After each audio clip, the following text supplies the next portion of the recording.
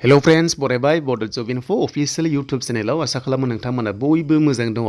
दा SSC जुदि finally result होबाय एन्ड बेनिफ्राय जायनि नेमा फैबाय स' नोंथांमोना क्वालिफाइड जाबाय फिजिकल टेस्टनि थाखाय आरो बे फिजिकल टेस्टआ नोंथांमोना जागासिगोन 15 एप्रिलाव आरो बेनिफ्राय सानब्रै सिगां नोंथांमोना एडमिट डाउनलड खालामनानै लानो हागोन।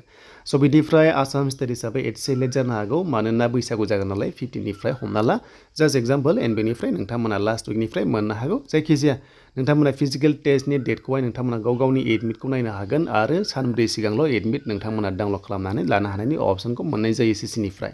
थ' जियानो जा लोगोफोर जों फैबाय अफिसियेल वेबसाइटआव बेनिफ्राय रिजाल्ट माब्रै नायगोन होनोब्ला स' नोंथांमोनाहाय बेवहाय रिजाल्ट मोनदों गोजौआव अपसन दङ एन्ड बेनिफ्राय लेटेस्ट निउसखौ नायोब्ला 8 एप्रिलाव दङ। स' बेयाव काट अफ थांदों। दा हमना ला काट अफ होनोबा मेल फिमेल सेमान थांदों बायदि देग्लाय आरो माबायदि सिस्टेमाव लांदों आं नोंथांमोनो दिन्थिगोन मानोना देग्लायनि सिलेक्सन प्रसेसआ एसे आलदामोन मानोना 160 मार्क्सनिमोन बेखायनो 22 कुइसन कारेक्ट जादों अब्ला 44 मोनदों अब्ला नोंथांमोनखौहाय सेलेक्ट खालामदों। स' बेनिफ्राय रिजाल्ट्स थ' नोंथांमोना रिजाल्ट्सखौहाय काट अफ बेयाव नायदों एन्ड बेनिफ्राय 44 एबा 45 बेबायदि थांदों एन्ड बेनिफ्राय एसे खमाबो काट अफ फैदों खायसे आरो बेजों बारायाबो खायसे काट अफ फैयाखै। दा जाहोना मा? स' हमना ला 32आवबो फैनाय दङ फिमेल हिसाबै एन्ड बेनिफ्राय 14-15आव फैदों होननानै कमेन्ट्स फैदों बे जाबाय नोंथांमोननि एन्ड बेनिफ्राय रिजाल्ट्स नोंथांमोना बेयाव मोनदों एन्ड बेयाव क्लिक खालामनाय लोगो लोगो स' नोंथांमोना रिजाल्ट नायनोब्ला स' नोंथांमोना फैनांगोन कनस्टेबल GD स' नोंथांमोना बेयाव खनसे क्लिक खालाम अब्लानो PDF फाइलखौ मोनजोबगोन। आं बेयाव खनसे क्लिक खालामसै देन क्लिक खालामनाय लोगो लोगोनो फैजोब्बाय। स' नोंथांमोना 8 एप्रिलनि आपडेट SSC GDनि रिजाल्ट्स बेयाव नोंथांमोना नायनोब्ला ओरैहाय राइट साइडआव दङ रिजाल्ट्स क्लिक हियराव थुनाय लोगो लोगो नोंथांमोना बिथिंहाय अब्ला रिजाल्टखौ डाउनलड खालामना लानो हागोन आरो जुदि नोंनि नामा बेयाव दङब्ला नोंहा क्वालिफाइड जाबाय फिजिकल टेस्टनि थाखाय अके आरो फिजिकल टेस्टआ जागासिगोन 15 एप्रिलाव हौवाफोरा खारनांगोन 24 मिनिट्सआव 5 किल'मिटार हिन्जावफ्रा खारनांगोन 1600 मिटार्स बेनो जाबाय 8 मिनिट 30 सेकेन्डआव। स' नोंथांमोना जाहाथे मोजाङै प्रेक्टिस खालामो एन्ड बेनिफ्राय 44 पइन्ट बेबायदि थांदों एन्ड बेनिफ्राय 32आवबो थांदों होनना गोबां कमेन्ट्स खालामगासिनो दङ।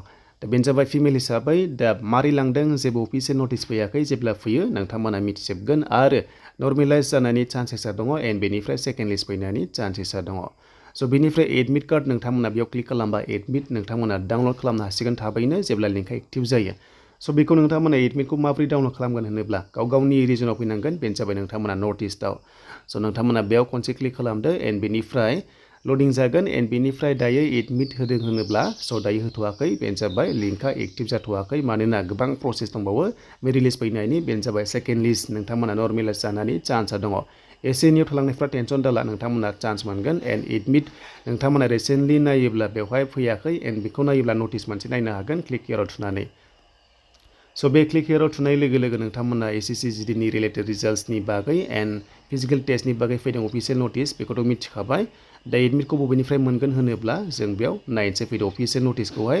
स' बेनो जाबाय नोंथांमोननि फिजिकेल टेस्टआथ' जागायसिगोन 15 एप्रिलाव एन्ड बेनिफ्राय एडमिट नोंथांमोना बबेनिफ्राय मोनगोन डाउनलड स' बेनो जाबाय नोंथांमोना CRPFनि अफिसियेल वेबसाइटनिफ्राय एडमिट कार्ड नोंथांमोना डाउनलड खालामनो हासिगोन आरो जेब्ला होयो आं नोंथांमोना आपडेटखौ लाबोगोन।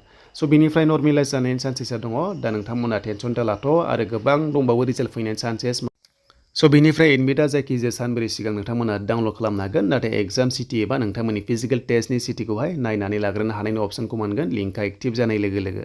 स' बेनोमोन लोगोफोर आसा खालामो नोंथांमोना भिडिअखौ बुजिबाय एन्ड सेकेन्ड लिस्ट फैनायनि चान्सेस दङ नोंथांमोना टेनसन दाला जास्ट नोंथांमोना नेथ'बानो जाबाय एन्ड बेनिफ्राय जेब्ला फैयो आं नोंथांमोना आपडेटखौ लाना फैगोन।